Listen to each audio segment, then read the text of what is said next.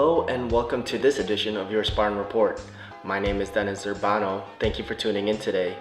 I hope you enjoyed your weekend. I know the MSU football team did.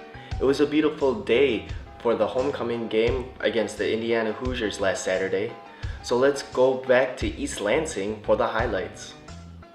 It was the 500th game for MSU in Spartan Stadium, and the fans were treated to quite a show. The Hoosiers didn't waste any time scoring. Running back Tevin Coleman takes the handoff and springs free. He runs 64 yards for the touchdown. But after that, the Spartan defense limited Coleman to only 15 more yards on the ground, effectively shutting him down. The Spartan offense would respond. Connor Cook finds Jeremy Langford on the screen pass. He would walk into the end zone to tie the game up. But Jeremy Langford wasn't done yet. Late in the second, Langford runs in from 5 yards out for his second touchdown of the game. MSU would lead at the half, 21-14. The Jeremy Langford show continued after halftime. On the first drive of the second half, Langford crosses the goal line for his third score of the game. It put State up 28-14. But Indiana would not go away. Backup Trey Robinson throws a lateral to Shane Wynn for the touchdown.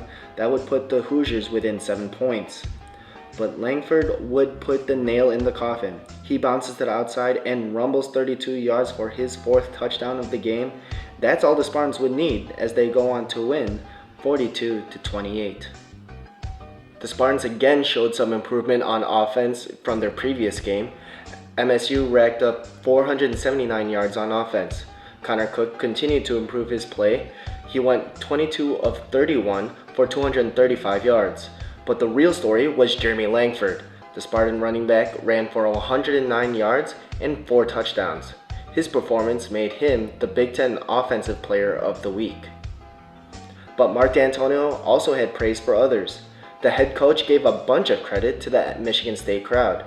Spartan Stadium is typically known as a vulgar and hostile environment, but D'Antonio says the fans are a big part of his success at MSU. I think we're right on task. We always talk about playing well at Spartan Stadium. We have great fan support here.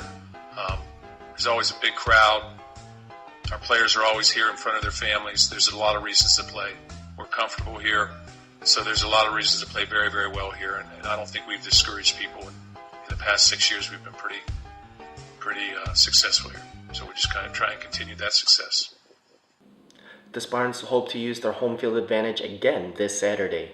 They continue their journey through the Leaders Division Gauntlet as they face the Purdue Boilermakers. So far this year, the team from West Lafayette has had a rough go of it.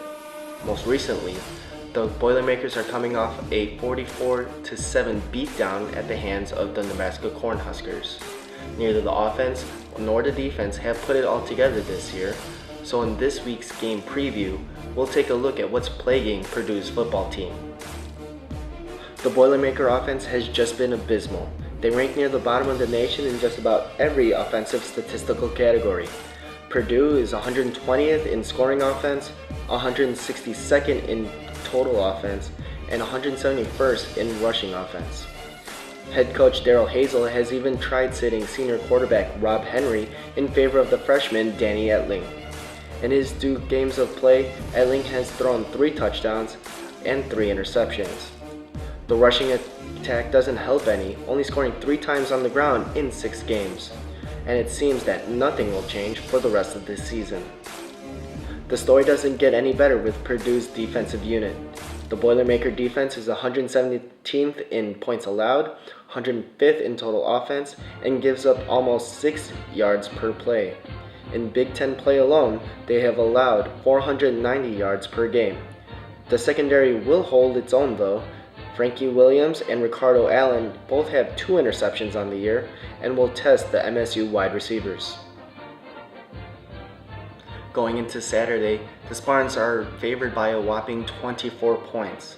So needless to say, I feel pretty confident about predicting this game. I have State winning big, 41-13.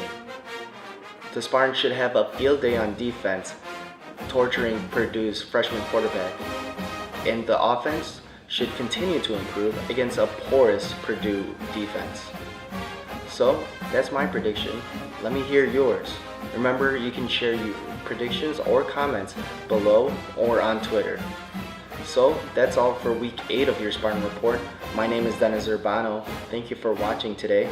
And as always, go green.